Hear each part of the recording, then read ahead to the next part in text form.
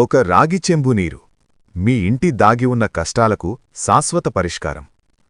చాలామంది ఇలా అనుకుంటారు, కులదేవత పూజ క్రమంగా ఉంది, ఇష్టదైవానికి రోజూ దీపధూపాలున్నాయి, పితృదేవతలకు శ్రాద్ధాలు కూడా సక్రమంగా జరుగుతున్నాయి.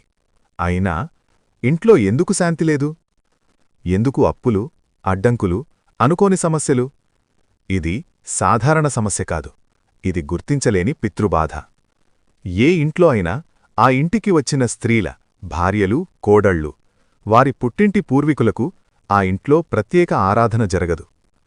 ఆ పూర్వీకులు తమ మనవరాళ్లను చూడాలని కోరుకుంటారు, వారి క్షేమాన్ని చూడాలనుకుంటారు. కాని అత్తింటి పూర్వీకులు వారిని ఇంట్లోకి కూడా రానివ్వరు. ఈ కారణంగా ఆ ఆత్మలు ఇంటి బయటే నిలబడి బాధపడతాయి.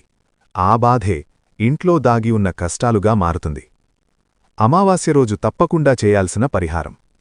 సమయం